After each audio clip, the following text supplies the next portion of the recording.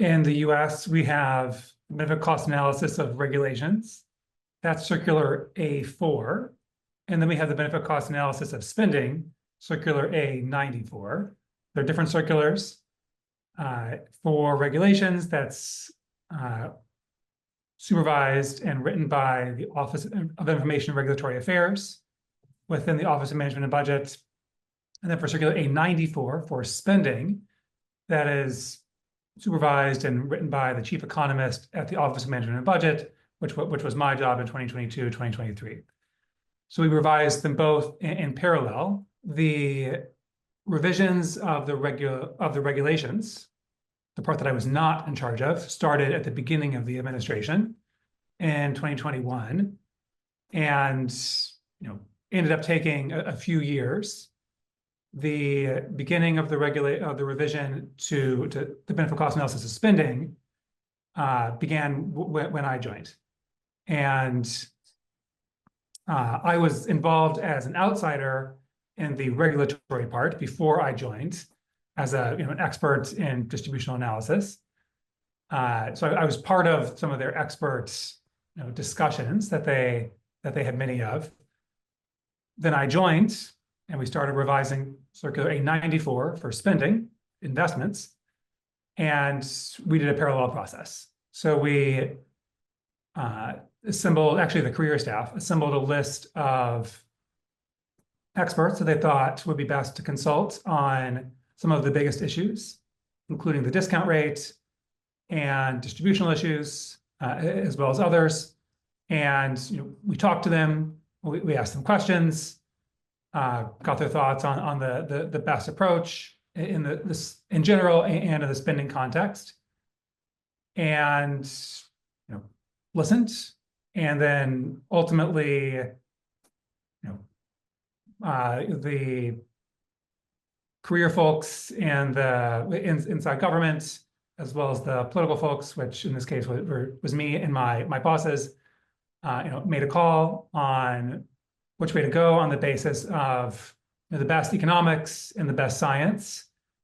And we put it out for public comment and got more comments.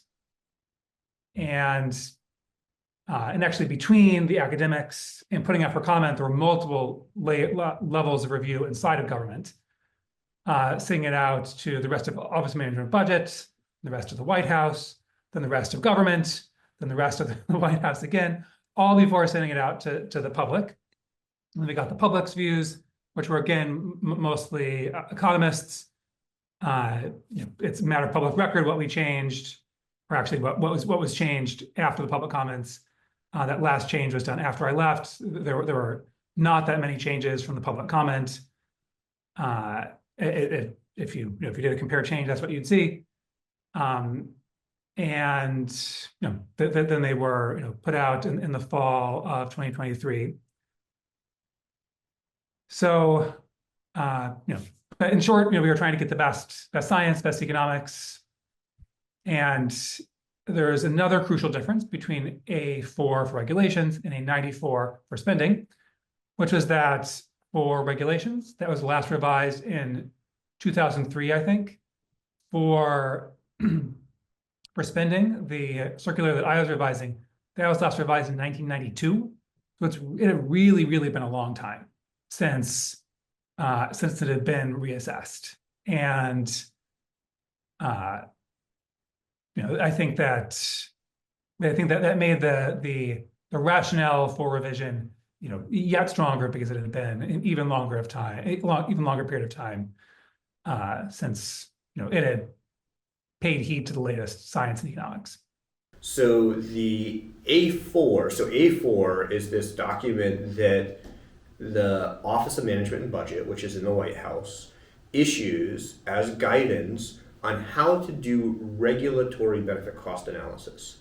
Now, the way that document gets created and revised is actually governed by one of those acts, and I'm not a lawyer, I forget which one. I think it's the Right to Know Act, the Regulatory Right to Know Act. That act requires that document to be peer reviewed when it's updated. So that was one of those participatory processes. That's not anonymous peer review. We know who the peer reviewers are. We see all of their peer review. There are also most regulations, and I believe the A4 is required to do this as well, has to go through something called notice and comment, which means the regulation has to be published in the Federal Register, which is how, the federal government's newsletter, basically. And then I believe they're 90-day. I think there's some are 45, some are 60, some are 90, some are I forget what I'm not a lawyer, but there's a certain amount of time where they have to allow public comment. Not only do they have to allow public comment for these notice and comment requirements, the government actually has to respond to every single comment. They can't just ignore them. Now, the responses, as I understand it, can be, thank you very much for your comment. We will take it under advisement. So you can argue that in practice things can be ignored, but it does require someone or a machine to go through and at least pretend to address all of these. And those comments, I'm very big on encouraging people to comment, and comments are actually allowed from US citizens and non-US citizens.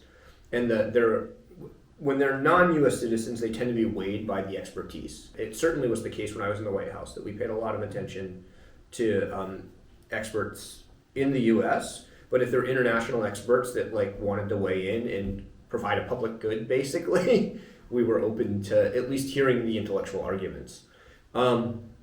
Another thing that the federal government in the US often does is requests for information. And that these are another way of engaging and soliciting public comment without the notice and comment requirements. So here they're not required to necessarily respond to everything, but to actually collect ideas from the public about potential regulations, potential policies, potential rules, potential ideas going forward. At the very beginning, we talked to academics. We also talked to every single agency in the US federal government that uses the benefit cost analysis of spending guidelines that we were revising. And that was very illuminating. So we talked to people who had been using them for, some cases, decades, these career civil servants. And we're very familiar with them. We learned both about the ways in which they were not working. And also we learned that how eager in some cases, often they were for kind of more specific guidance. They were kind of depending upon us to show them how things have changed and to update on the basis of it. And I found those quite revealing. I went to the career staff organized them, but I went to every single one. And these are people who are overburdened with lots and lots of work and don't have the time to understand all the academic details. So I think they were looking to us, and I thought it was useful to see where they thought more help was needed and where the problems were that they were seeing on the ground. So that was one of the things we learned, and we tried to not be too theoretical when we were revising them. And they brought up things that no academics brought up, at least none that we talked to. I guess I shouldn't just describe what those were, but there were some of those that just come about when you're implementing it in a way that you wouldn't necessarily think of as an academic. Once you're told it as an academic, it may not be a surprise, but you just may not think about it without talking to people on the ground. So yeah, I strongly recommend talking to people on the ground implementing. The other thing, so I was in the Office of Science and Technology Policy, and one of the jobs of the Office of Science and Technology Policy is to actually convene and coordinate experts in science and technology for the White House and for the cabinet agencies. So one of the things that happened is we were very interested in the economic science of benefit cost analysis, and that was part of my role in that process. And because the Office of Science and Technology Policy has this convening ability, we were actually able to hold a number of workshops with economic science experts So we can't, the federal government can't, and we never did this, we can't ask people to provide work for free. We couldn't say like, write us a brief. We're not allowed to do any of that. But when I was in OSTP on a regular basis, I would get unsolicited like 2-page memos from people on their science and why it was relevant to things that the White House was or wasn't doing. And I would read those, skim those, and if they actually were relevant and I thought they were powerful, we could also invite those people in to give like a half-hour video briefing to folks in the White House. And so that may have I honestly, like, we did some of that on a bunch of different policy issues, and it wouldn't surprise me if I had organized one or two on something somebody wrote in, because there had been a day one memo on modernizing the regulatory system from President Biden, that I'm sure we got these kinds of memos, and I'm sure that we just sort of said, oh, here's somebody doing something interesting. Do people want to hear about it? Because I can convene this. It was not the Biden administration saying, oh, we need to do more public engagement because we like public engagement. It was the lawyers telling us, like, you need to do all of these things because the law requires you to do them. There's what I would teach in a foundations course on benefit cost analysis that's like the North Star, or the guiding light. Like, don't lose sight of that guiding light, but there are a lot of practical barriers to actually achieving the guiding light and trying to think through how you do things. I think the other challenge is these documents are really hard to write because they can't be too vague and they can't be over really prescriptive. And they have to be implementable often by people who are not PhD economists. They have to be implementable by dedicated career civil servants who have 10 million things to do.